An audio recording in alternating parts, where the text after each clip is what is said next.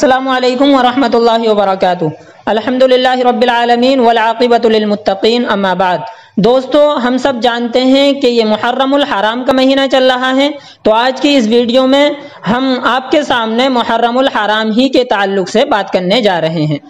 ہم سب جانتے ہیں کہ محرم الحرام کا مہینہ قابل احترام اور عظمت والا مہینہ ہے، لیکن اس میں 10 محرم الحرام کے روزے کی فضیلت بہت زیادہ وارد ہوئی ہے۔ رمضان کے علاوہ باقی 11 مہینوں کے روزوں میں محرم کی 10ویں تاریخ کے روزے کا ثواب سب سے زیادہ ہے، اور اس ایک روزے کی وجہ سے گزرے ہوئے ایک سال کے گناہ صغیرہ، یعنی جو چھوٹے گناہ ہوتے ہیں، گناہ صغیرہ معاف ہو جاتے ہیں، اور اس کے ساتھ یعنی 10 محرم الحرام کے روزے کے ساتھ 9ویں یا 11ویں تاریخ کا روزہ رکھنا بھی مستحب ہے، ٹھیک ہے۔ اور یوم عاشورہ کے علاوہ اس پورے مہینے میں بھی روزے رکھنے کی فضیلت احادیث میں وارد ہوئی ہے، اور آپ صلی اللہ علیہ وسلم نے محرم کے مہینے میں روزے رکھنے کی ترغیب بھی دی ہے،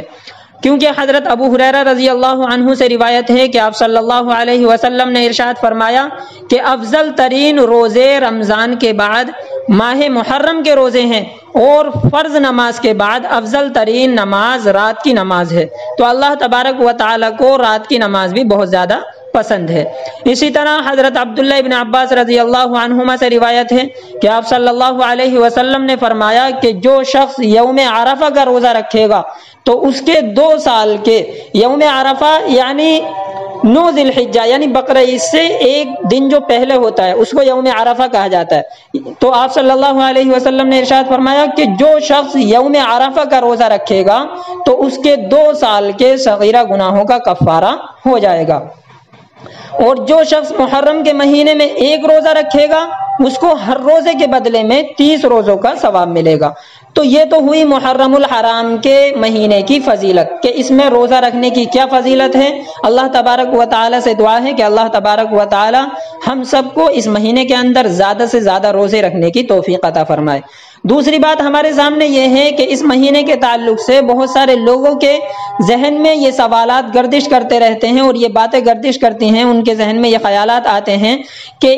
محرم الحرام کے مہینے میں کوئی نیا کپڑا پہننا یا شادی کرنا، یعنی ہر طرح کی خوشی جو بھی اس میں ہوتی ہے وہ اس مہینے کے اندر جائز نہیں ہے۔ تو یہ ان کے جو اندر خیالات دوڑتے ہیں ان کے ذہنوں میں، یہ خیالات درست نہیں ہیں، کیونکہ محرم الحرام کے مہینے میں نیا کپڑا پہننا، شادی کرنا یا کسی بھی طرح کی خوشی میں شریک ہونا ناجائز نہیں ہے، بلکہ جائز ہے، کوئی کراہت کی بات نہیں ہے، کوئی قباحت نہیں ہے۔ اور محرم کے مہینے میں باقاعدہ غم منانا، سوگ کرنا اور ہر خوشی والے کام سے گریز کرنا، بچنا، یہ سب چیزیں شرعاً غلط ہیں۔ خوشی میں بھی شریک ہونا چاہیے، سوگ نہیں منانا چاہیے،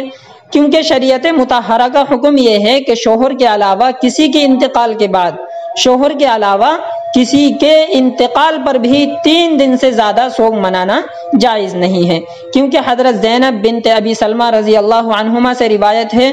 کہ جب ام المؤمنین ام حبیبہ رضی اللہ عنہا کو ان کے والد حضرت ابو سفیان رضی اللہ عنہ کی وفات کی خبر شام سے پہنچی تو حضرت ام حبیبہ رضی اللہ عنہا نے تیسرے دن زرد رنگ جو بطور خوشبو عورتیں استعمال کرتی تھیں انہوں نے وہ منگوایا اور اپنے چہرے اور ہاتھوں پر لگایا، اور فرمایا کہ مجھے اس کی ضرورت نہیں تھی، یعنی میں بناؤ سنگار کی مجھے شوق نہیں ہے، مجھے بناؤ سنگار کی ضرورت نہیں ہے، لیکن میں نے یہ کام صرف اور صرف اس لیے کیا ہے کیونکہ میں نے نبی کریم صلی اللہ علیہ وسلم کو یہ فرماتے ہوئے سنا کہ اللہ اور آخرت پر ایمان رکھنے والی عورتوں کے لیے حلال نہیں ہے کہ وہ میت پر 3 دن سے زیادہ سوگ کریں، سوائے شوہر کی وفات پر کہ اس میں 4 ماہ یعنی 4 مہینے 10 دن وہ عورت اپنے شوہر کی وفات پر سوگ منائے گی۔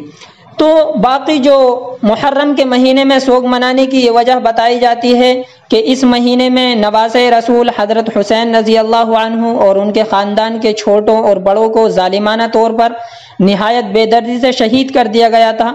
تو یہ بات صحیح ہے، اور اس بارے میں حضرت علامہ ابن کثیر رحمۃ اللہ فرماتے ہیں کہ ہر مسلمان کے لیے مناسب یہ ہے کہ اس کو حضرت حسین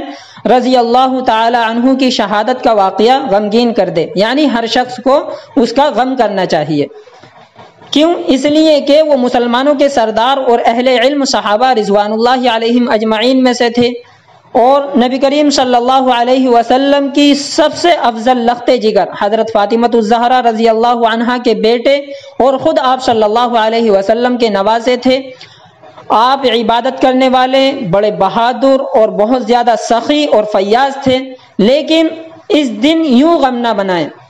اور جزا و فضا نہ کریں جیسا کہ روافض کرتے ہیں۔ اس طریقے سے ہمیں غم نہیں منانا چاہیے، ماتم نہیں بنانا چاہیے جس طریقے سے شیعہ لوگ کرتے ہیں، اس لیے کہ حضرت علی جو آپ رضی اللہ عنہ کے والد تھے، آپ سے زیادہ افضل تھے، ان کو 40 ہجری 17 رمضان جمعے کے دن جبکہ وہ اپنے گھر سے نماز فجر کے لیے تشریف لے جا رہے تھے شہید کر دیا گیا، لیکن ان شیعوں نے اس دن کو ماتم نہیں بنایا۔ اسی طرح حضرت عثمان رضی اللہ عنہ اہل سنت والجماعت کے نزدیک حضرت علی کرم اللہ وجہہ سے افضل ترین ہیں، جنہیں 35 ہجری عید الاضحیٰ کے بعد انہی کے گھر میں شہید کر دیا گیا، لیکن لوگوں نے ان کے قتل کے دن کو بھی اس طرح ماتم نہیں کیا۔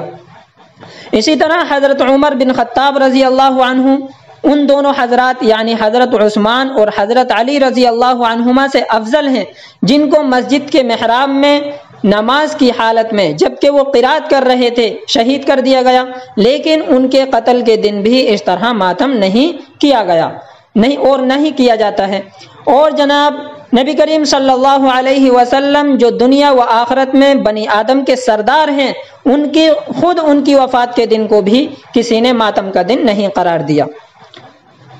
تو ان تمام تعلیمات سے، ان تمام واقعات سے ہمیں یہ سبق ملتا ہے، یہ درس ملتا ہے کہ شہادت کا مرتبہ عظیم الشان مرتبہ ہے، یہ انتہائی سعادت کا مقام ہے، اور یہ ایک ایسی نعمت ہے جس کے حصول کی تمنا تمام صحابہ کرام رضوان اللہ علیہم اجمعین کے زمانے میں شدت سے کی جاتی تھی، اور ہم سب کو بھی کرنی چاہیے۔ تو یہ ایک ایسی چیز نہیں ہے جس پر غم منایا جائے، کیونکہ شہادت تو بڑی خوشی کی بات ہے، بہت خوش نصیب لوگوں کو ملتی ہے، جس پر تو یہ شہادت جو ہے یہ ایک ایسی چیز نہیں ہے جس پر غم منایا جائے، لہٰذا محرم الحرام کے مہینے میں اس طرح سوگ منانا بالکل جائز نہیں ہے، اور اس مہینے میں نیا لباس پہننا بالکل جائز ہے، شادی کرنا بھی جائز ہے، اور اسی طریقے سے ہر طرح کی خوشی میں شریک ہونا بھی جائز ہے۔ البتہ حضرت حسین اور حضرت حسن کے واقعے کو جو ان کو شہید کر دیا گیا تھا کربلا کے میدان میں، اس واقعے کو اپنے ذہن میں رکھتے ہوئے غم کا اظہار کرنا چاہیے، لیکن غم ایک حد میں رہتے ہوئے ہونا چاہیے۔ ایسا نہیں ہے کہ ہم غم اتنا بڑھ چڑھ کر کریں کہ مسلمانوں کی جو حدود اللہ کے رسول نے بتائی ہیں ان حدود کو پار کریں۔ تو اللہ تبارک و تعالی سے دعا ہے کہ اللہ تبارک و تعالی ہمیں اس مہینے کے اندر زیادہ سے زیادہ روزے رکھنے کی توفیق عطا فرمائے اور زیادہ سے زیادہ عبادت کرنے کی توفیق عطا فرمائے۔ اللہ ہم سب کو ان تمام باتوں پر عمل کی توفیق عطا فرمائے۔ آمین وآخر دعوانا ان الحمدللہ۔